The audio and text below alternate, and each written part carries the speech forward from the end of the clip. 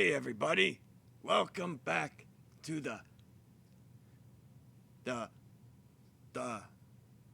guy who likes comics show. Right, yeah, I nailed it. I'm old Batman, and I'd like to thank you for being here. Well, how does this work again? Well, not here, but on the intertubes of nets. We here at the Guy Who Remembers Comics show would like to thank you for entering a contest about me. Ha ha, me. We need more of me. I'm great. But thank you anyway. Is that good? I said thank you. Is that great? I mean, I don't even want to say thank you to these fucking people, but you made me. Is it good? Are we good?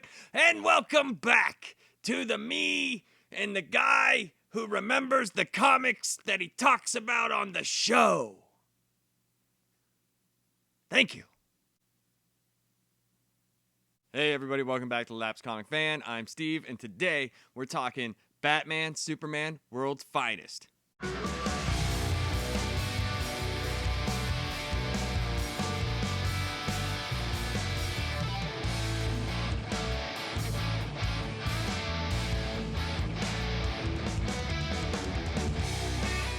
I would just like to thank everybody for being here and subscribing and entering the Batman contest. The contest date has been set. The last date for entries is April 22nd. That's Friday. We'll take them up to 11:59 p.m. going into Saturday. And Saturday the 23rd at 8:30 p.m. will be the live stream. Now, we're not going to just go on the air and pick the, winner. That would be might be good for you guys, but we're going to make you suffer, and you're going to have to watch me and John and probably my wife. So there's that. But really, really appreciate everybody. I was overwhelmed with the amount of responses that we got, and, good luck to you guys, and whoever wins, I think you're going to like all the stuff that you get.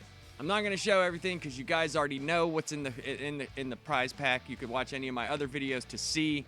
But there are some extra things in there that I'm going to put, and I hope you all like them. But anyways, we're going to talk about the republication of Batman, Superman, World's Finest. So I got a little bit of history on the publication here, and we're going to get into that real quick. But hey, if you could like and subscribe to the channel, if you're not, that really helps out.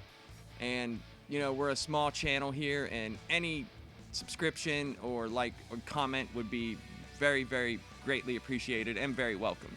So here's some publication history on the World's Finest. It says the idea for World's Best #1, so I guess it used to be called World's Best back in the day, originated from the identically formatted 1940s New York World's Fairs comics, featuring Superman, Batman, and Robin with 96 pages and a cardboard cover. So I'm assuming the World's Fair comics or whatever had 3 separate stories, or how many ever superheroes there was in there, they all had separate stories. They didn't team up together yet. So the year before, there was a similar 1939 New York's World's Fair comics featuring Superman, but without Batman and Robin because Bill Finger and Bob Kane had not created them yet. The series was initially a 96-page quarterly anthology featuring various DC characters, always including Superman and Batman in separate stories. Says comic historian Lee Daniels noted that pairing Superman and Batman made sense financially since the two were DC's most popular heroes. When superheroes fell out of vogue in the early 1950s, DC shortened the size of the publication to that of the rest of its output, leaving only enough space for one story. This led Superman and Batman appearing in the same story together, starting with World's Finest Comics number 71 in 1954. The title often depicted Batman gaining superpowers as a way to avoid being overshadowed by Superman. This is a nice story note for all you meme people out there. The story Clash of Cape and Cowl by writer Edmund Hamilton and artist Kurt Swan in World's Finest Comics number 153 in 1965 in November is the source of the internet meme in which Batman slaps Robin. The fuck out of here. All right, so yeah, let's get into Batman Superman World Finest #1. The comic starts off in the not-too-distant past in Metropolis with a giant vine growing out of the street and up the side of the Daily Planet.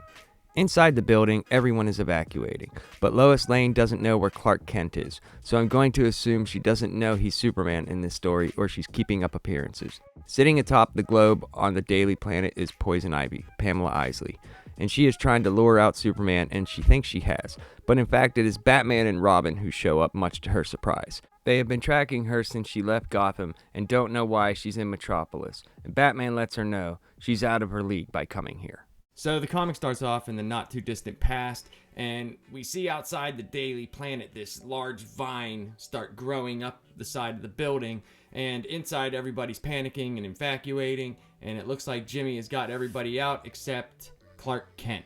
And Lois is wondering, where's Clark? And we see outside of the Daily Planet, sitting atop of the globe, is Poison Ivy. So right there, you're wondering, well, what is she doing there? That's a Batman villain. And she's doing all of this in attempt to lure out Superman, and she thinks she has, but nope, Batman comes. And he has apparently been following her with Robin since she left Gotham. She's definitely surprised to see him, and he lets her know, you're out of your league here, Poison Ivy. You're dealing with Superman's town here, and yeah, you're punching way above your weight here. So what could she be doing there? And it's weird that she is there. Like, Poison Ivy doesn't seem like a villain that would go into Metropolis, like try to even trade blows with Superman. So there's something going on here. There's a plan being hatched. We don't know what it is yet, but it's odd, just to say the least. Superman shows up and is wondering why one of Batman's villains is in Metropolis. He makes a joke about which one of them gets to bring her in, but it's not that easy because Metallo is there also, and he's powered by kryptonite. Batman tells Superman to get out of there, and he and Robin will handle Metallo. Before they can, Ivy wraps them both up in her vines to take Bruce and Dick out of the fight and leaves Superman at the mercy of Metallo. Batman reaches into his utility belt and pulls out some defoilant and tells Robin to hold his breath. While that's happening, Metallo is antagonizing Superman, weakening him every step closer he gets. Ivy is screaming because her vines, as she puts it, are being murdered, and she feels a life for a life is justifiable, and chucks Robin off the side of the Daily Planet, still bound with the vines, and no way for him to get his grapple shooter or anything to stop his free fall. Metallo is giving this great villain speech about his humanity being taken from him, not being able to love, and having to replace all of it with vengeance. This is happening while Batman jumps off the building in an attempt to save Robin. Metallo has the Man of Steel down, and things look bad for Superman, but they're about to get much worse. This part is awesome, guys, a great villain moment. Metallo's body is powered by kryptonite, and he says he would love to use this on Superman for the next part, but he's greedy and he needs it to live. Red kryptonite, however, is unpredictable, each piece different, morphing, mangling, and twisting your body uniquely. Now imagine 12 pieces blended into a radioactive cocktail. They call me the man with the kryptonite heart, Superman. Welcome to the club. He stabs Superman in the chest with the syringe full of red kryptonite and whatever else was in there, and Superman lets out a blood-curdling scream. Batman takes out Ivy, and Robin leaps at Metallo using his staff, stabbing it through his kryptonite chest. Batman approaches Superman, wondering what's wrong with him. Robin says, I don't know, but Metallo stabbed him with this syringe. Superman lets out a scream and what looks like a bunch of red energy.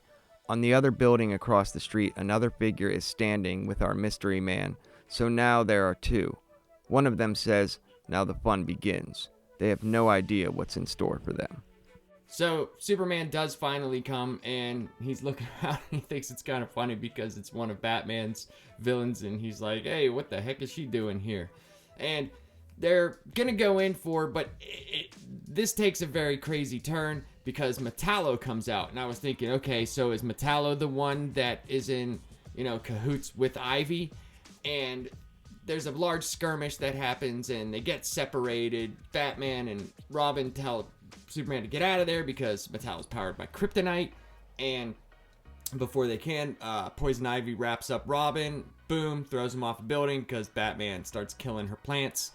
And while Batman is rescuing Robin, Metallo has this cocktail injection that he weakens Superman enough with his kryptonite that he injects him with red kryptonite. So Superman is pretty much screwed right now at this point because he's got red kryptonite flowing through his veins. And across the way on a different building, we see these shadows of some guys, and you're wondering who is that? One of the outlines, it kind of looks like Steppenwolf. Like I said, I could be wrong, but it's interesting to see. And what is the ultimate plan of doing this? Are they just trying to take down Superman, or are they trying to stop this ultimate team from forming? Because I don't know how many years they had been doing this. I'm sure it's been a couple, because they talk about a little bit in the book where they had first gotten to meet up and stuff like that. And it's really cool, man, that there seems to finally be like a massive threat. Now, of course, it's kryptonite. You know, that how else are you going to defeat Superman? But I think one of the good things that you're supposed to do first is psychologically break down Superman, because he can always punch the shit out of you and destroy you. But if you break him down psychologically, because one of his greatest things in life is to become more human. It's almost like in Star Trek with Data. I know it's a robot and a flesh and blood person, but he strived to be human. And where Superman has some of the best of humanity in him, and that's how you relate to him. Because no one can just relate to being able to punch a building in half. You relate to the problems that he endures in his stride to be human. After finding out it was red kryptonite that was in the syringe, Batman and Robin watch as Superman is burning up out of control. Jimmy and Lois show up and ask what's going on. Robin recaps. Suddenly, Superman's craziness stops. Batman asks if he's okay. Superman tells him to stay back. Robin picks up the syringe and tells Jimmy and Lois about the red kryptonite and how it affects Superman's body by transmutating it. And each little piece has a different effect. The two mystery men are still watching. The red kryptonite is coursing through Superman, having dramatic changes, and he starts to freak out, flying all over the place. Lois wants to know what they can do to help. Robin makes a comment, unless you know a doctor who specializes in freakish transformations, we are out of luck. Keep that in mind. Batman uses the Bat computer to talk to someone and tells Robin and Jimmy to follow Superman. Jimmy finds him, and he's in the middle of transforming into a solid piece of steel. Just then, someone shows up approaching Superman, and he's lifted up by a giant woman. After Robin's comments about the doctor specializing in freakish transformations, Batman called Niles Calder, and the people who showed up to help are the Doom Patrol. So Superman is out of control. It looks like he's like about to explode and things are happening, and Jimmy and Lois come up there, and Robin kind of explains, you know, hey, he's been injected with this cocktail of red kryptonite, which is weird because he says this, but Lois goes, it's a cocktail blend. It's like ace reporter Lois Lane. How you be knowing that, Lois? But he talks about how each individual piece of red kryptonite affects him differently, and red kryptonite in this story transmutates him, so he could go through a bunch of different mutations. And Lois just wants to help, and there's a key phrase that's uttered by Robin. He's like, you know, unless you know a doctor who specifically does and works with transmutations or mutations in general, then we're kind of crap out of luck. When Robin says that, Batman, you see him off the side, he starts messing with his Bat computer deal, and he's talking to somebody, and Jimmy and Robin have to go after Superman because he takes off. He's just, pew, takes off. And all this is happening while those two mystery men are still watching. First it was one, and now it's two. So this is getting deeper, and it's crazy, because as soon as Robin said this, I was thinking what happened was going to happen, because the only person I knew that dealt with this stuff was in the Doom Patrol.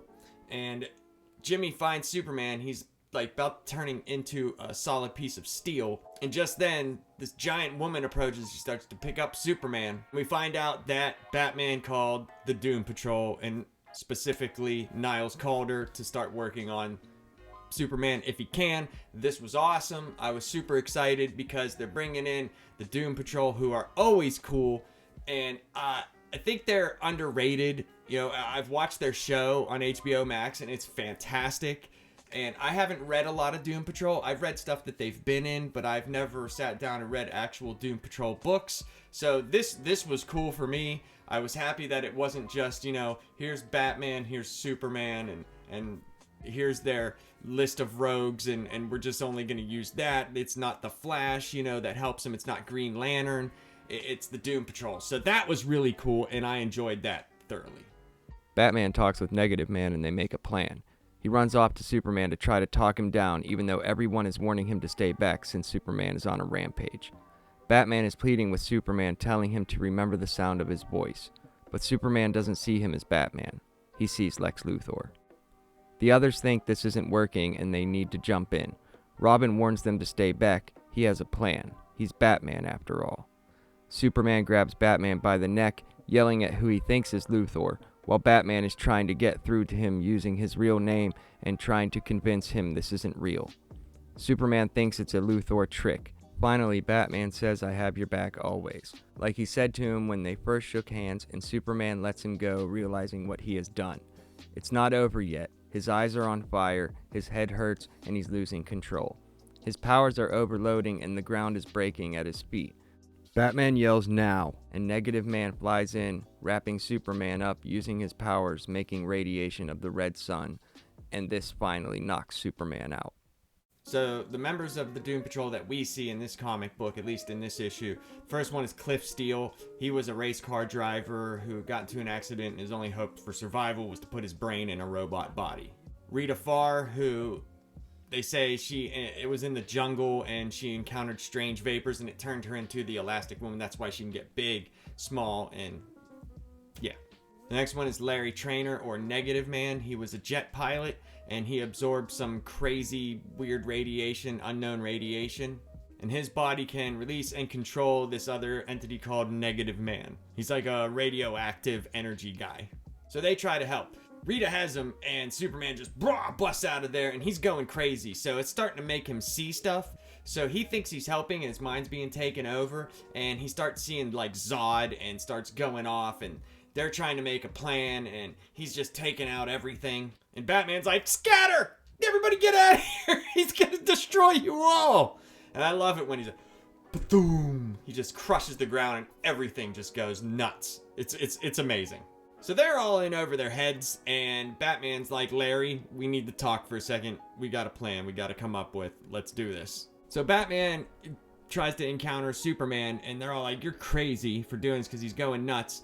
And Superman sees him as Lex Luthor, and he picks him up, and he's just about to like strangle him to death. And Batman's talking to him like, "Hey man, you got to remember my voice. You got to remember me. You got to remember me." And he talks about how he would always have his back and stuff like that. And there's stuff that happened earlier in the comic. There was some panels where they went back years earlier and talked about how they kind of started working together. Robin was captured by Penguin, and they had Penguin had some guys from the negative world of Quard, and they learned how to manipulate lightning into weapons.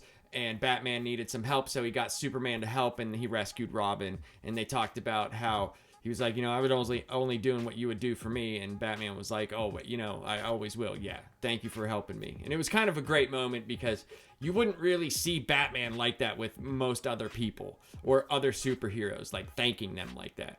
So yeah, he finally gets Superman to calm down, and that's when Larry busts out Negative Man and wraps up Superman, and he finally is able to subdue him. And that's when they take him back to the Doom Patrol headquarters. Back at the Calder mansion, Superman is still changing, but as long as they have Negative Man with them, he won't be a danger to others. Batman wonders who could be behind the attacks. He recalls that Lois Lane had seen some shapes on the Daily Planet rooftop that matched the markings on the syringe. Negative Man asks if he can take a look at it. He recognizes the markings and says it's bad news. But before he can tell them who it is, Rita Farr comes in and says, "This way, gentlemen." Batman and Robin go into a dark room where Dr. Calder sits pulling out instruments for surgery, and a bright green glow can be seen. Rita states, "The doctor is ready to see you." Robin looks at Batman. "You have got to be out of your mind."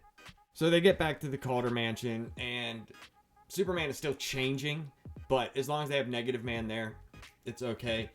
And this is where some interesting stuff happens. They have the syringe, and Negative Man wants to look at it, and he recognizes the markings on the syringe, and Batman wants to know about it, but before they can, Rita comes out and says, "The doctor will see you now." So they go into this other room, and Calder's in there, and he's pulling out instruments. And you could see this weird green glow. And I thought for sure it would be kryptonite, because we've seen that, if you could fashion kryptonite in something while it hurts him, it can cut his skin. So I don't know if he's weakened enough from the red kryptonite to cut into him, because it seems that red kryptonite, while weakening him, he was able to use massive amounts of energy and do crazy things while in the red kryptonite. It seems that it's transmutating him. But I don't know exactly what was going on there. And while Batman and Robin are coming into the room, that's when Rita says, "The doctor will see you now." Robin looks at him. He's like, "You got to be out of your mind, man." So to me, this was a really cool first issue.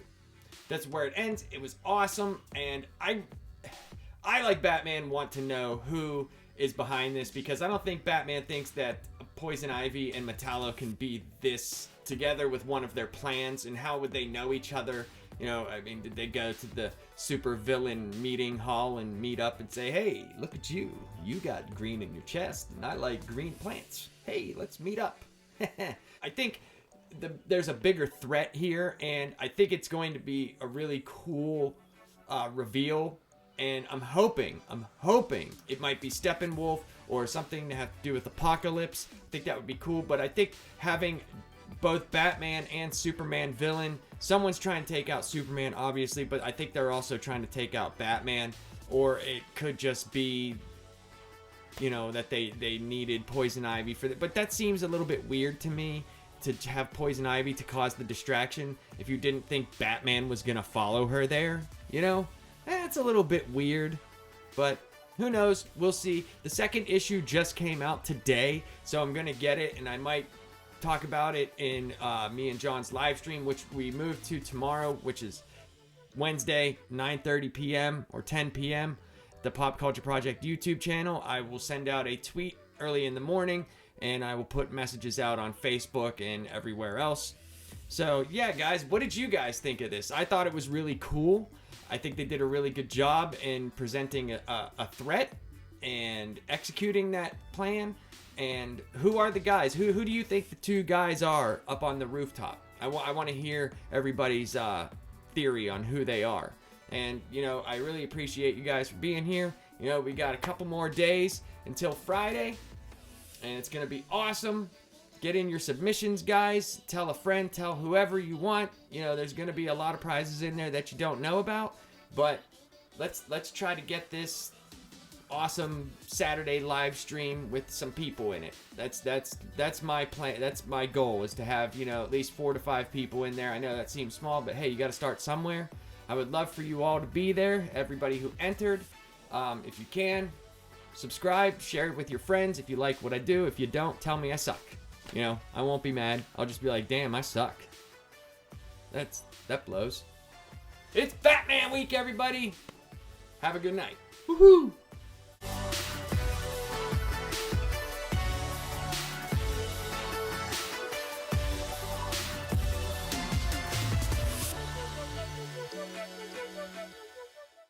That was your show?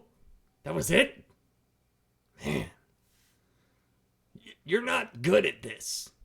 I'm good at this. So, whenever I was staring down the crazy men on the building... You didn't see them, and they haven't been revealed yet. Oh. Well then, when I was looking into the eyes of danger, I said to it, "Will you marry me, danger? I love you more than I love..." What do I love? Fuck it.